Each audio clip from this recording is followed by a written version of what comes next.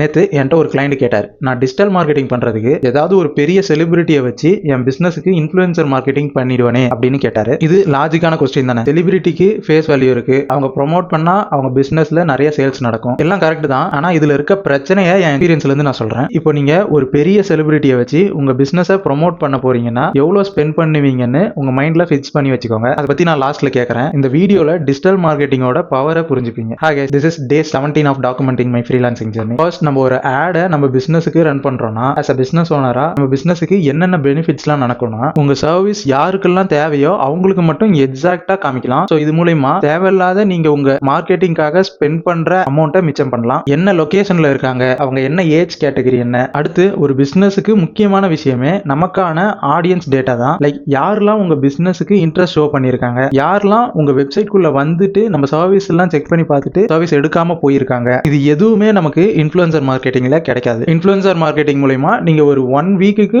உங்க பிசினஸோட சேல்ஸை இன்க்ரீஸ் பண்ணலாம். அவ்வளவுதான் நடக்கும். ஸோ இன்னும் உங்களுக்கு நம்பிக்கை வரலன்னா இந்த இன்சைட்டை பாருங்க. இது எங்களோட கிளைண்ட்டுக்கு நாங்க ரன் பண்ணிட்டு இருக்க டேஷ்போர்ட். நீங்க இன்ஃப்ளூயன்சர் மார்க்கெட்டிங்காக எவ்வளவு ஸ்பெண்ட் பண்ண ரெடியா இருப்பீங்கன்னு ஃபர்ஸ்ட் கேட்டேன் இல்லையா. ஸோ இந்த டேட்டாஸை பாத்துக்கோங்க. இவங்களுக்கு லாஸ்ட் 1 மந்த்ல மட்டும் 15K இன்வெஸ்ட் பண்ணி 23 lakhs ரீச்சோட 64 lakhs இம்ப்ரெஷன் நடந்திருக்கு. நீங்க 50K கொடுத்து ஒரு இன்ஃப்ளூயன்சரை ஹையர் பண்ணா கூட இந்த அளவுக்கு ஒரு பிராண்ட் அவேர்னஸ் உங்க பிசினஸுக்கு கிடைக்காது. அண்ட் இன்னொரு இன்ட்ரெஸ்டிங்கான விஷயம் என்னன்னா, இப்போ நான் உங்களுக்கு காமிச்சது வந்து டிராஃபிக் கேம்பெயினோ என்கேஜ்மெண்ட் கேம்பெயினோ இல்ல, இது ஒரு லீட் கேம்பெயின். இது மூலமா அவங்க 27K ரெவன்யூவும் எடுத்திருக்காங்க. அது மட்டும் இல்லாம அவங்க ஆடியன்ஸ் டேட்டா அவங்க கிட்ட இருக்கு, பிராண்ட் அவேர்னஸ் கிடைச்சிருக்கு, பிசினஸும் நடந்திருக்கு. ஸோ இது எல்லாமே இன்ஃப்ளூயன்சர் மார்க்கெட்டிங்ல உங்களுக்கு கிடைக்குமான்னு பாத்துக்கோங்க. அதுக்குன்னு இன்ஃப்ளூயன்சர் மார்க்கெட்டிங்கே தப்புன்னு சொல்லல. நீங்க ஷார்ட் டேர்ம்ல உங்க பிசினஸ் நிறைய விசிபிலிட்டி தெரியணும்னு நினைக்கிறீங்கன்னா நீங்க இன்ஃப்ளூயன்சர் மார்க்கெட்டிங் போகலாம். இல்லனா டிஜிட்டல் மார்க்கெட்டிங் தான் பெஸ்ட். இதை பத்தி நான் இன்னும் டீட்டெயிலா இந்த எக்ஸல்ல உங்களுக்கு புரியுற மாதிரி எக்ஸ்பிளைன் பண்ணியிருக்கேன். அதை வேணும்னா நம்மள ஃபாலோ பண்ணிட்டு கமெண்ட்ல டிஜிட்டல் மார்க்கெட்டிங்னு டைப் பண்ணுங்க. நானே உங்களுக்கு பர்சனலா ஷேர் பண்றேன். தேங்க்யூ.